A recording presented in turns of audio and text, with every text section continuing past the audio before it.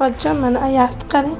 Mana qaltirab, inqillab yotibdi. Rahmingiz keladi ko'ribchi, mana. Afsuski, avratni ko'rsatishga majburmiz. Bu joyda gap odamning hayoti haqida ketyapti, do'stlar. Alloh shifo bersin. Amin. Qorin qismichi hozir, qorin qismini ko'rsak bo'ladimi? O'sha bitgan mana, endi betlarga ham undaqa qilib qo'yamiz deyapti.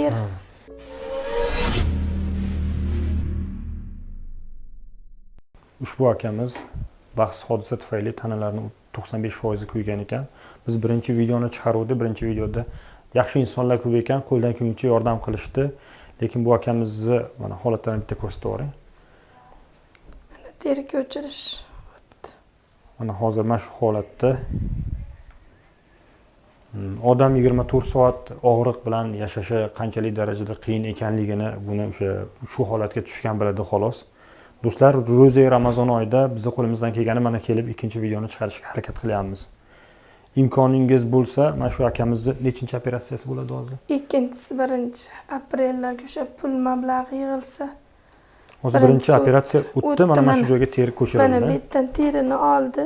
Mana bekka ko'chirdi o'sha yiringlagan. O'sha birinchi ko'rsatgan videoda mana joylarga ko'chirishdi, mana bityapti. Yaxshi deydi doktorlar. Endi shu ikkinchisi yana 3 marta bo'ladi-da. Mana bu qo'lini endi mana.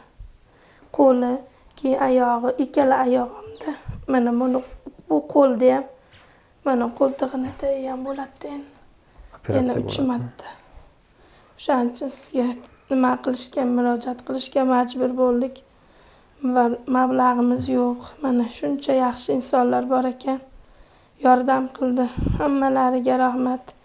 Musofirda yurgan opalarimizga ham, singillarimizga ham hammalariga rahmat. Alloh rozi bo'lsin. Yana chicha yordam qilsa.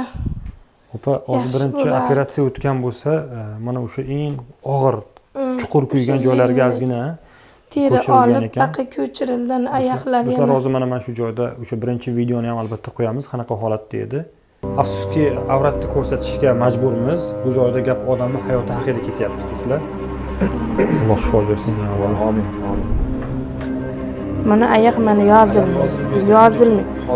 Mana tovonam yiringlayotibdi. Mana qo'li keyin. Mana bunday bo'lmaydi. Hozir birinchi operatsiyasi o'tgan bo'lsa, ikkinchi operatsiyaga qancha so'rashdi? Ya'ni 3 ta operatsiya deyapsiz hozir. Qancha summa so'rashdi o'sha? Doktorlar ham mana biz holatimizni ko'rgan, o'sha boshidan boshlab davolagan o'sha doktorga. Shu bir 100 millioncha shu dedi, unaqa katta summa ketmaydi-yu, endi shuncha mana yana 3 martada. Kuniga mana qo'shnilarimiz ham ko'rishadi, skori. 140, 150. Davlina bilan yotibdi, mana oyoqlari qaltirab og'riydi kuniga. Shu 3-operatsiyadan keyin yuradi deyapti, hozir o'tira olmaydi hamda. Mana shu holatda 24 soat. Shu mana shu holat. Mana shundayda mana tortiyotibdi mana qo'l. Yoyilmaydi, mana panjalari ham tortiyotibdi.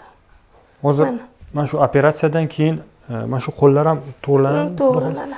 Qorin qismichi hozir, qorin qismini ko'rsak bo'ladimi? Bitgan mana, endi betlarga ham undaqa qilib qo'yamiz deyapti teri. Mana qo'ltiqlarning tagiga ham yana teri ko'chiriladi. Bir martada yaramaydi ekanda.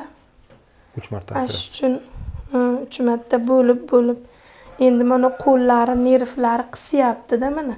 Bunday bo'lib qolgani kelmaydi qo'l. O'sha benzin, hali shabada kelib turgan benzin devorda bo'lgan. Shunday og'nab ketganda o'zlari ham sezmay qolgan, bir 5 minut ichida shunaqa bo'lib ketganda. Tushunarli. O'sha usti-bosh bo'lgan, usti-boshi yongan, yopishib qolganda mana shu qorin qismlariga ham. O'sha usti-boshlar o'shaning uchun elementlari juda chuqur kuygan edi, mana shunchalik bo'ldi. Mana oyoq mana shunday qaltirayotibdi kech-kecha. Oxiri keyin ko'ringlar ham yo'q tanib, mayli chaqiravringlar, biz mana sizlarning xizmatlaringdamiz deydi. O'shalarga ham rahmat lekin. Mana sizlar bilan xudo xolasa birgalikda birinchi operatsiyani qildirdik.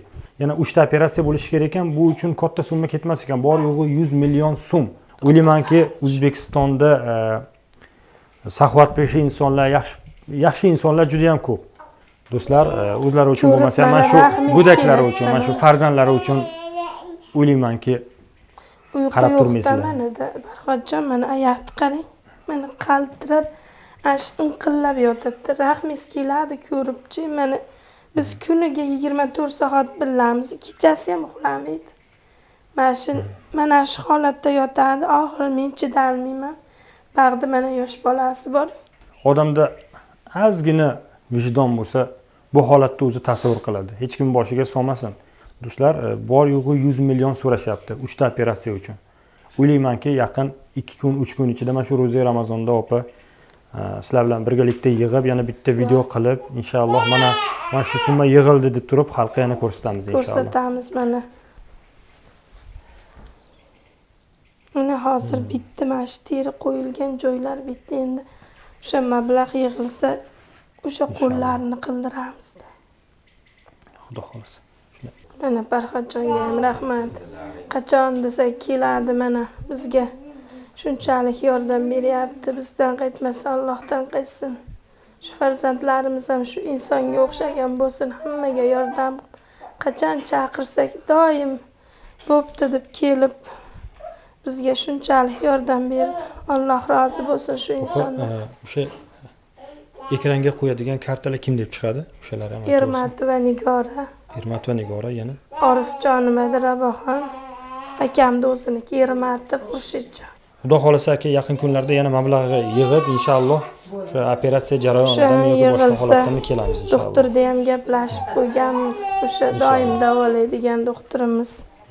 O'sha doktorlarga ham rahmat, mana shunchalik qilib berdi. Hammalaridan Alloh rozi bo'lsin. Hammalariga rahmat o'shalar.